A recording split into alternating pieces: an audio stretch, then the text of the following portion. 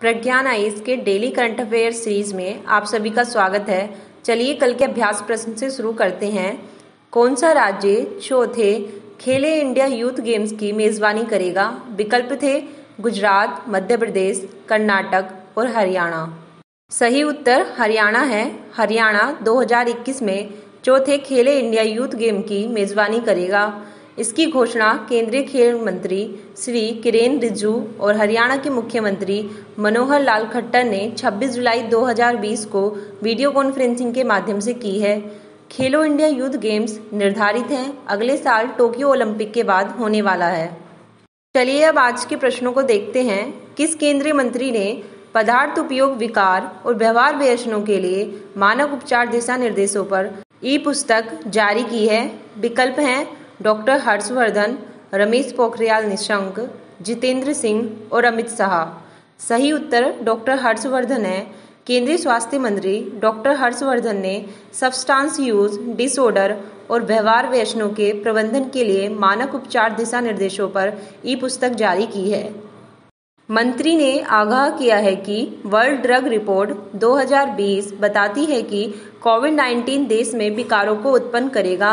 पदार्थ का उपयोग हृदय कैंसर और मानसिक स्वास्थ्य जैसी गैर संचारी विकारों से जुड़ा हुआ है।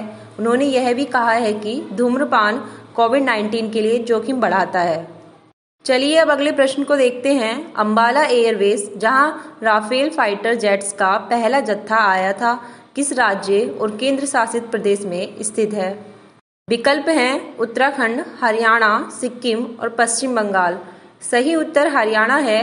5 राफेल लड़ाकू जेट विमानों का पहला जत्था हरियाणा राज्य में स्थित अंबाला वायुसेना अड्डे पर उतरा है। Air chief marshal RKS Bhadauria को फाइटर जेट्स मिले, जिन्हें नवंबर 17 स्क्वाड्रन गोल्डन एरो में शामिल किया जाएगा। भारतीय वायुसेना के पायलटों द्वारा जेट विमानों को मिड एयर रिफ्यूलरों की मदद से 7 घंटे तक उड़ाया गया है। अगला प्रश्न, अंतर्राष्ट्रीय वाघ दिवस कब मनाया जाता है? विकल्प हैं 29 जुलाई, 28 जुलाई, 26 जुलाई और 30 जुलाई। सही उत्तर 29 जुलाई है। 29 जुलाई 2002 को अंतर्राष्ट्रीय बाघ दिवस मनाया गया। बाघ संरक्षण के बारे में जागरूकता पैदा करने के लिए दुनिया भर में हर साल मनाया जाता है। केंद्रीय पर्यावरण मंत्री प्रकाश जावड़ेकर ने 28 जुलाई 2020 को अखिल भारतीय बाघ अनुमान रिपोर्ट 2018 जारी की है। चलिए अब अगले प्रश्न को देखते हैं। प्रधानमंत्री नरेंद्र मोदी जी ने 30 जुलाई को किस राष्ट्र के सर्वोच्च न्यायालय के भवन का उद्घाटन करेंगे?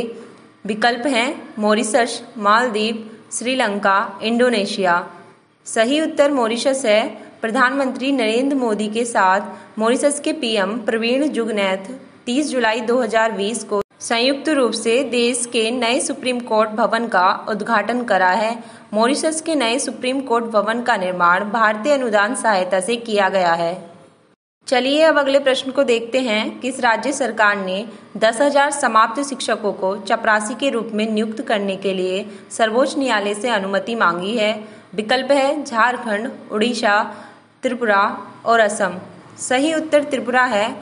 त्रिपुरा सरकार ने 10,000 टर्मिनेटेड टीचर्स को चपरासी नियुक्त करने के लिए सुप्रीम कोर्ट से अनुमति मांगी है।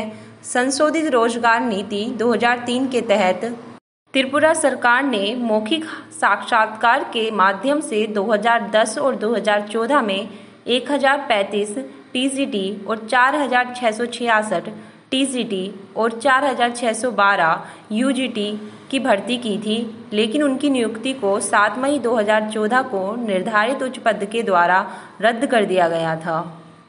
अगला प्रश्न, मंत्रिमंडल ने पारंपरिक चिकित्सा पद्धति पर किस राष्ट्र के बीच समझौता ज्ञापन पर हस्ताक्षर करने को मंजूरी दी है? विकल्प हैं जिम्बाब्वे, जाम्बिया, दक्षिण अफ्रीका, तंजानिया। सही उत्तर जिम्बाब्वे है। केंद्रीय मंत्रिमंडल ने पारंपरिक प्रणाली और चिकित्सा होम्योपैथी के क्षेत्र में सहयोग का विस्तार करने के लिए भारत और जिम्बाब्वे के बीच एक समझौता ज्ञापन को मंजूरी दी है। 3 नवंबर 2018 को इस समझौते पर हस्ताक्षर किए गए थे।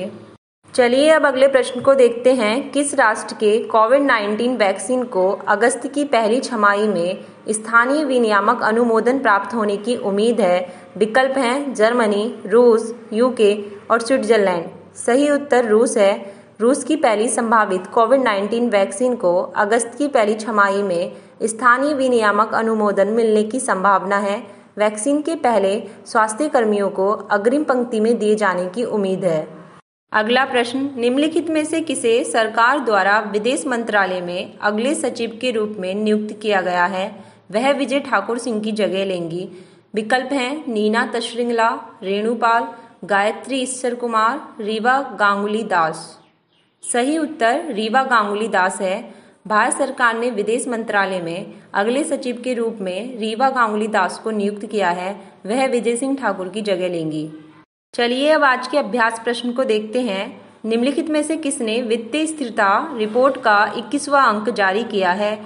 यह वित्तीय स्थिरता की उपसमिति और वित्तीय स्थिरता के जोखिमों से संबंधित विकास परिषद के सामूहिक मूल्यांकन को दर्शाता है। विकल्प हैं भारतीय स्टेट बैंक, भारतीय प्रतिभूति और विनिमय बोर्ड, नीति आयोग और भारतीय रिजर्व बैंक। अभ्यास प्रश्न के उत्तर को कमेंट बॉक्स में लिखकर दे सकते हैं। आज की करंट अफेयर सीरीज यहीं समाप्त होती है। धन्यवाद।